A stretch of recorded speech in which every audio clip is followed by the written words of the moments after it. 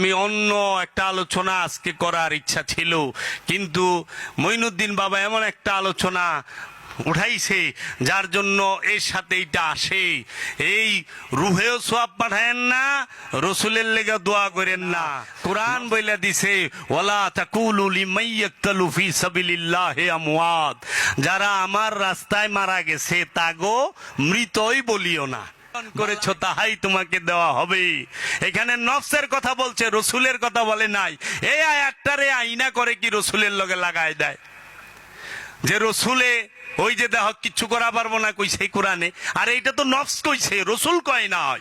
কোরআনে নফস, রূহ, রসুল, নবী, ওলি, মুর্শেদ, আব্দুহু, এই বিষয়গুলা এক একটা এক এক বিষয়। এই বিষয়ে কতটি আয়াত আসছে, কি বলছে একটু গবেষণা করেন। জীবনে কোরআনের অর্থটাই বললেন না, বুঝবেন কি? আমরা যেরকম টাকা জমা রাইখা দিছি ব্যাংকে, এরকম আমাদের সমাজের সাধারণ মানুষগুলা এই ঈমান জমা রাখে একটা জায়গায়। এটা তো আপনারা বুঝেন। কার কাছে কিছু জিগাইলে কয় কি হুজুরে জিগাইলি, কেন কোরআন পড়া পারেন না, হাদিস পড়তে পারেন না? হাদিস তো বাংলায়ও অর্থ সহ আছে। আমাকে বুঝতে হলে বাংলাই বুঝতে হবে। যতই আরবি পড়েন, যত আয়াত পড়েন, কিন্তু বুঝাইতেইব বাংলায়। সূরা কেরাত আমরা সব আরবি পড়ি, কিন্তু মোনাজাত বাংলাই করি। আর আমারে বুঝাইতে গেলে, আপনারে বুঝাইতে গেলে বাংলাই বুঝাইতে হবে। সবাই আরবি জানে না। আরব দেশের সাধারণ মানুষরাও কোরআনের অর্থ বুঝে না, হেরাও আরবি কয়। ওই আরবি আর কোরআনের অর্থের আরবি অনেকে বুঝে না। অনেকে আরবি কয়, কোরআন পড়তে পারে না। বাংলা ভাষা আছে না যে বাংলা দুমসে কইবার লইছে, কিন্তু বাংলা লেখা পারে না, বাংলা পড়া পারে না। বাংলা কয়া তো পারে, তাহলে বুঝতে তো পারে। এর জন্য কি করবেন? জীবনে কোনোদিন যদি ঈমান ঠিক রাখতে চান, বলবেন না যে রসুল মারা গেছে। যে রসুল মারা গেছে বলবো, কিংবা কবরে জিন্দা এটা বলবো, তার কাছ থেকে দূরে থাকা ভালো। কেন? সে রসুল সম্পর্কে বুঝে না। রসুলের মর্তবা কি, রসুলের শান কি। রসুলকে আল্লাহ হাবিব বলছে, রসুলকে আল্লাহ রহমত বলছে, রসুলকে আল্লাহ নিয়ামত বলছে, রসুলকে আল্লাহ ফুরকান বলছে, রসুলকে আল্লাহ কোরআন বলছে, রসুলকে আল্লাহ কিতাব বলছে, রসুলকে আল্লাহ আব্দুহু বলছে, রসুলকে আল্লাহ ওলি বলছে, রসুলকে আল্লাহ মুর্শিদ বলছে, রসুলকে আল্লাহ ইমাম বলছে, রসুলকে আল্লাহ সুপারিশকারী বলছে। সব কোরআনের মধ্যে। যদি রসুলই মারা যায়, তাহলে এইগুলার অবস্থা কি? রসুলকে অনুসরণ করতে কইছে, অনুকরণ করতে কয় নাই। রসুলকে অনুসরণ করার নাম হচ্ছে কি? ঈমান, ইবাদত।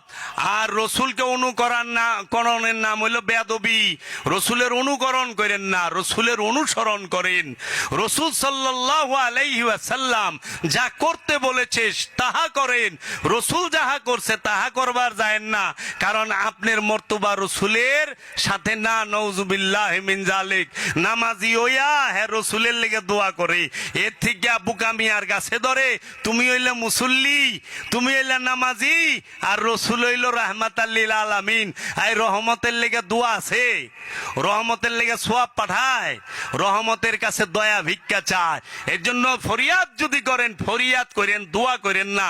এই দোয়া এটা উমাইয়া আব্বাসিয়া রাজবংশ মানুষ অহংকার শিখাই দিছে। দোয়া করে, নিজেরই কত বড় মনে করে, রসুলের লেগে দোয়া করে, নবীর লেগে দোয়া করে, ওলির লেগে দোয়া করে। আরে যে নফস খান্নাস মুক্ত, তার জন্য দোয়া লাগে? যে খান্নাস মুক্ত সে তো কল্যাণ প্রাপ্ত, যে আল্লাহর দিদার প্রাপ্ত সে কল্যাণ প্রাপ্ত। যার লগে আল্লাহ কথা কইল, যারে আল্লাহ দিদার দিল, যারে আল্লাহ মেরাজে নিল, যারে আল্লাহ কোরআন দিল, যারে আল্লাহ ফুরকান দিল, যারে আল্লাহ আব্দুহু বানাইলো, যারে আল্লাহ নবী রাসূল বলে আখ্যায়িত করলো, তার জন্য ঈমান আনছে, হ্যাঁ দোয়া করে। আমি দোয়া করি, হ্যাঁ কোটি কোটি সওয়াব জানি যায়। বেয়াদবির একটা সীমা থাকে। নিজের এত অহংকারী ভাইবেন না, ফরিয়াদ করেন, ইয়া রব্বে কাবা, ইয়া রব ইয়া রাব্বুল আলামিন, ওগো রাহমাতাল লিল আলামিন, আমি আপনার রহমত ভিক্ষা চাই, দয়া ভিক্ষা চাই। আপনার রহমতের ভান্ডার থেকে আমাকে একটু রহমত দান করেন, জানি আমার এই নফসটাকে পবিত্র করতে পারি। মাওলা, আপনার বংশধরকে দেখান, সিরাত আল মুস্তাকিমই তো আপনার বংশ। এই সিরাত আল মুস্তাকিমের যে রাস্তা, এই সিরাত আল মুস্তাকিম যারা, তাদের পর্যন্ত আমাকে নিয়ে দেন। আমি আপনার কাছে এই রহমতটুকু ভিক্ষা চাই। হাদিয়া পাঠাইবার যায় না। আর এই মূল্য মানে ওই যে যারা নাকি আহলে সুন্নাত ওয়াল জামাত কয়, যারা হাদিয়া পাঠায় টাকা লাগলে দিয়ে হাদিয়াও দিত না। এটা মাগনা, একমাত্র দোয়া করে হইলো মাগনা। এলে সবাই দোয়া করে, হাদিয়া দেয়, টাকা করলে দেয় না। যদি থাকতো যে দোয়া পাঠাইবার গেলে হাদিয়া মদিনায় 10,000 টাকা লাগবো, একজনও পাঠাইতো কিনা সন্দেহ আছিল। পাঠাইতো মইনুল ভাই? একটাও পাঠাইতো না। যেটা মাং না ওইটা করে। তো এর জন্য রসুল সম্পর্কে জানতে হইলে কোরআনের শুরু থেকে শেষ পড়েন। রসুল নিজে সিরাত আল মুস্তাকিম, রসুল নিজে আল্লাহর পুরস্কার প্রাপ্ত। কোরআন কয়ে দিছে আনামাল্লাহু আলান নবিয়িনা ওয়াস সিদ্দিকিনা ওয়াস শুহাদা ওয়াস সালিহিন। আমি আল্লাহ পুরস্কার দিছি কাদেরকে? নবীদেরকে, সোহাদাদেরকে, সিদ্দিকিনদেরকে, সালেহিনদেরকে। সেই পুরস্কারটা কি? আল্লাহ স্বয়ং নিজে আল্লাহর দিদার পেয়েছে। আল্লাহর দিদার যারা পাইছে এইটাই মহা পুরস্কার, এর উপরে আর কোনো পুরস্কার নাই। আল্লাহ জান্নাত এইটা কমতি আল্লাহর দিদারের সামনে। আল্লাহর দিদার পাইলে জান্নাত ভুলা যাইব কে? একজন ব্যক্তি, একজন মুমিনের জন্য আল্লাহ মুমিনকে ভালোবাসে, রসুলকে ভালোবাসে, নবীকে ভালোবাসে। আল্লাহ যাগো ভালোবাসে তারা মরে না। কোরআন বইলা দিছে ওয়ালা তাকুলু লিমান ইয়াকতালু ফি সাবিলিল্লাহি আমওয়াত, যারা আমার রাস্তায় মারা গেছে তাগো মৃতই বলিও না। বালাহিয়া, বরং তারা জীবিত। বালেন্দা রব্বি হিমিয়ার জাকুন, তারা গোপনে গোপনে রেজেক পাইতাছে। ও বাবা, যারা আল্লাহর রাস্তায় মৃত্যুবরণ করে তারাই তো মরে না। আর যিনি স্বয়ং আল্লাহর রাস্তা, আল্লাহর রাস্তাই তো মুহাম্মদ সাল্লাল্লাহু আলাইহি ওয়াসাল্লাম। ইমানের অপর নাম কি? মুহাম্মদ। ইমানের অপর নাম মুহাম্মদ সাল্লাল্লাহ। মোহাব্বতের অপর নাম মুহাম্মদ সাল্লাল্লাহ। কোরআনের অপর নাম মুহাম্মদ সাল্লাল্লাহ। এর জন্য আমরা মুহাম্মদ সাল্লাল্লাহু আলাইহি ওয়াসাল্লামের অনুসরণ করব। মুহাম্মদ সাল্লাল্লাহু আলাইহি ওয়াসাল্লামের উসিলায় আত্মপরিচয় লাভ করব, তার বংশের উসিলায় আত্মপরিচয় লাভ করব।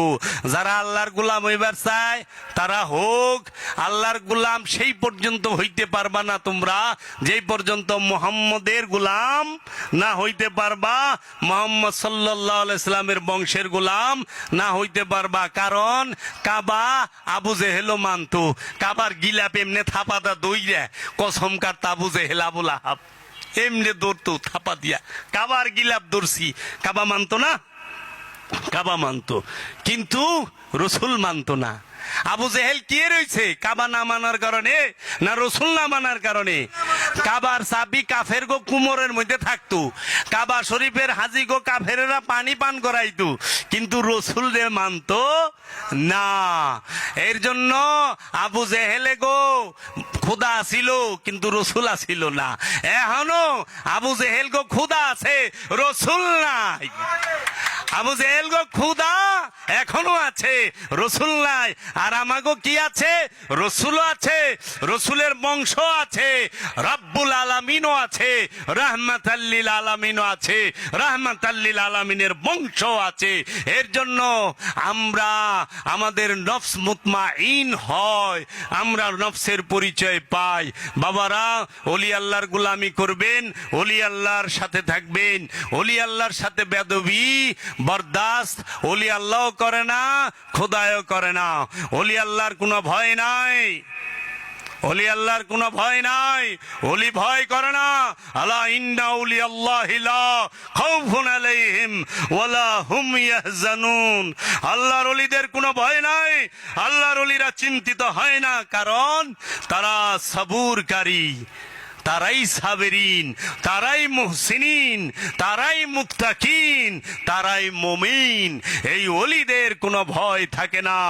এর জন্য ওলিদের পিতা মাওলা হুসাইন, ওলিদের পিতা মাওলা হাসান, ওলিদের পিতা মাওলা আলী কারামাল্লাহু ওয়াজহু, এই আহলে বাইতের পিতা মুহাম্মদ সাল্লাল্লাহু আলাইহি ওয়াসাল্লাম।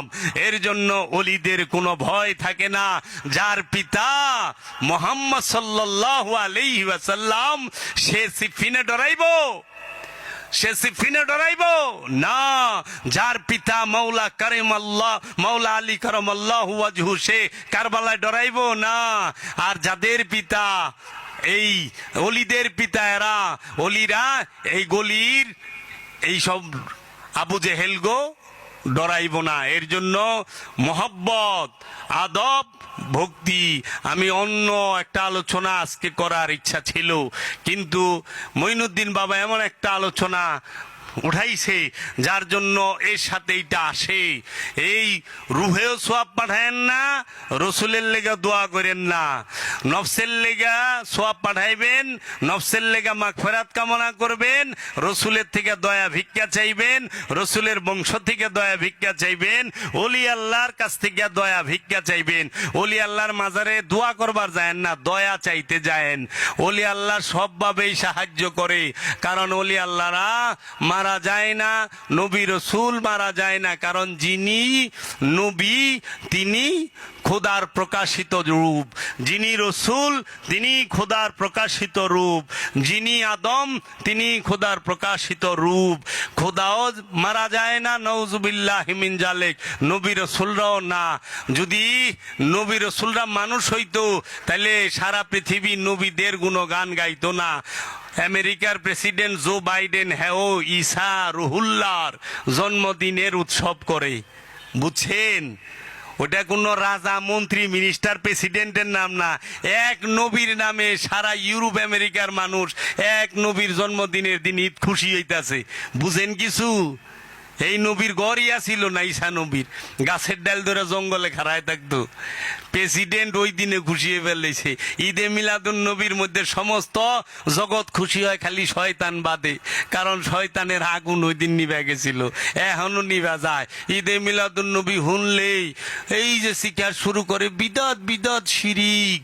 মহরমের মধ্যে মাতম দেখলে ডরায়, কই পাইলেন? এই মহরম করবেন, ঈদে মিলাদুন নবী করবেন, রসুলের কাছে দয়া ভিক্ষা চাইবেন, সবার কাছে দোয়া এবং সবার ভালোবাসা কামনা করে এখানেই রাখলাম। আমি আপনাকে কষ্ট দিছি, যদি কেউ আমার কষ্ট পান, আল্লাহর ওয়াস্তে মুর্শিদের দিকে তাকায়া ক্ষমা করবেন। আমি এখানেই